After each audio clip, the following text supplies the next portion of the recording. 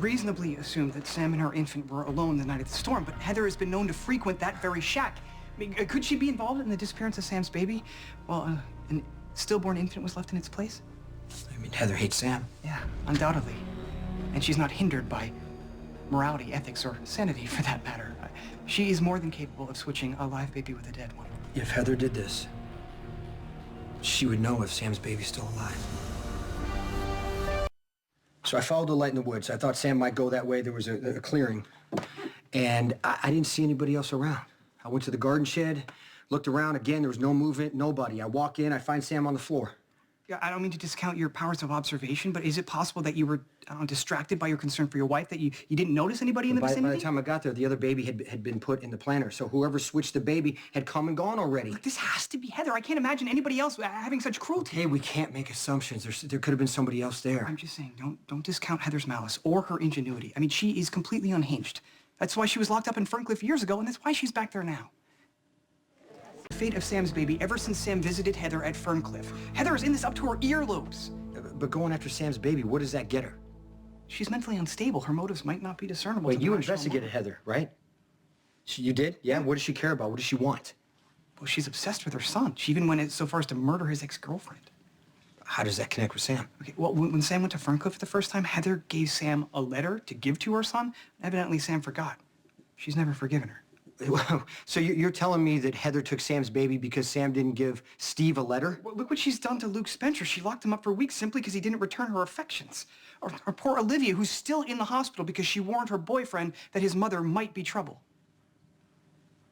Okay, look, for hurting Sam. And she was a frequent visitor of the shack that Sam took refuge in. Therefore, we don't know Heather was there the night of the storm, Spinelli. Actually, we do. I can prove it. A police officer on the night of the storm confirmed that he saw Heather that night on Highway 59 near mile marker 13 with a man that subsequently turned out to be the late Anthony Zakara. Wait, Highway 59 near mile marker 13, that's where you said... Yeah, it's a short walk to the shack. She had motive and opportunity. What about means? How did Heather get access to the child? Yeah, that I don't know. Well, there's got to be somebody else involved. Never been. There is involved. How'd she get access to that child? How was she able to switch him with Sam's baby? You're right. She must have had assistance. Who? Well, we know that she had an accomplice that fed Luke Spencer when she was locked up. We need to find that person. What do the police have on Heather's accomplice? Relatively little. Luke said he wore a hockey mask and didn't speak. He could have just been hired muscle with no connection to the baby, which leaves Heather. You know, questioning Heather may be problematic. I mean, if she did indeed switch the babies to get revenge on Sam, you know, what incentive does she have to undermine her own machinations? She might refuse to cooperate. She's gonna cooperate. Stone Cold, I don't think they let you bring guns in a Ferncliff. Yeah, well, I'll worry about that when I get there. Do you think Heather will disclose anything of value? She's gonna tell me what she knows. Whoa, hold on. This is Heather's precious Stephen Mars. Yes, this is Damien Spinelli. Oh, I see. What, is there a timeline? Well, thanks for letting me know.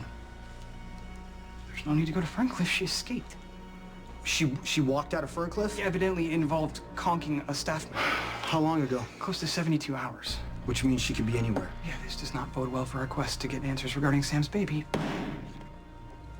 If we can't question Heather, we gotta find another way.